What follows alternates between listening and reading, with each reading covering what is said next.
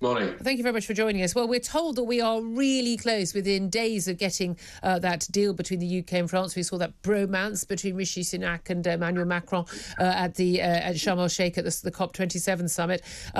Somewhere between 80 million and 90 million quid this deal is. And the idea is, as James mentioned, British immigration officers being stationed in French control rooms for the first time as part of this deal to curb channel crossings. I am utterly perplexed as to why anyone thinks this solves the problem, because we're constantly told by the left we just need to have legal routes for these people to come through.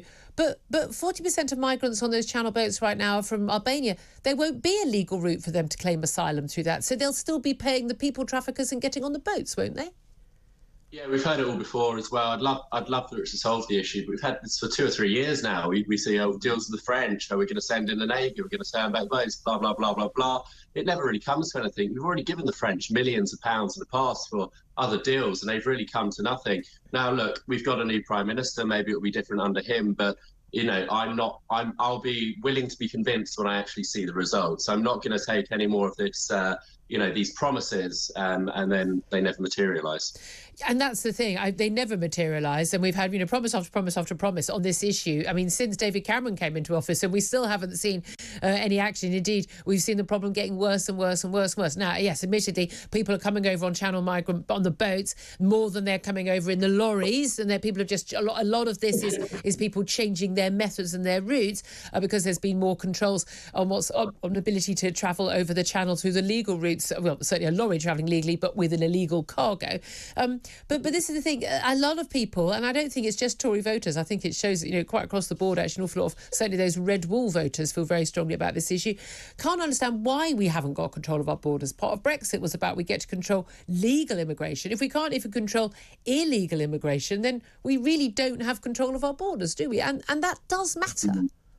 No, absolutely. And certainly after Brexit, people voted to take back control. But then you still have things like the ECHR. So you have the Rwanda scheme. Could you say European Convention on Human Rights? Yeah, European Convention on Human Rights. And the court which steps in and prevents us from actually deporting people to Rwanda. So we announced this big Rwanda policy, and then no one actually goes there. We spend loads of money on it. We have this big deal, and then no one actually goes. So I think a lot of people are a bit sick of it, and they're going to just wait to see the results. Do you think there is any will? And certainly there was no will from Boris Johnson, and everyone thought, he was a staunch Brexiteer. We know he wasn't a staunch Brexiteer, and actually he's been very, very liberal on the issue of immigration. He believes that we should basically, say people who, give them an amnesty to all the what they reckon, 1.5 million illegal migrants in the country already. Now there might be some economic arguments for that, but it basically sends a message to the world: if you can get here, eventually everything will be okay. But he certainly wasn't staunch on this. The view was, I think, from many in the party that Suella Braverman, so coming back in as Home Secretary, that was a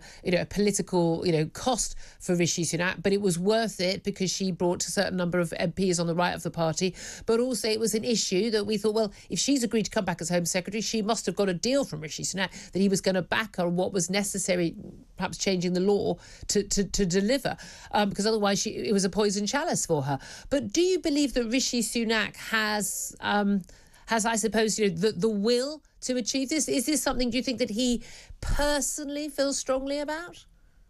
Yeah, well, ultimately, it's not just the Home Office, it's not just the Home Secretary's responsibility. It is the Prime Minister. It's an issue of diplomacy with France and with Europe, and with dealing with things like the ECHR. And that's not something the Home Secretary can do without proper support from Number 10 and from the government, the broader government. So I think, someone like, for example, Priti Patel took a lot of flack. She was almost a scapegoat for the entire government's failure on this. And, while she could have resigned earlier on, given that were the case, and she stayed in the job knowing she couldn't do anything about it, I do think, Boris Johnson should bear the brunt and the responsibility for a lot of this over the past few years.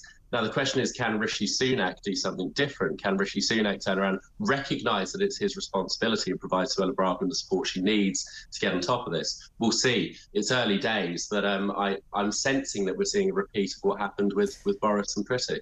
Yeah, I have a feeling you may be right on that front. Really good to talk to you. You mentioned Lofton from the Research Fellow for Migration at the Bow Group.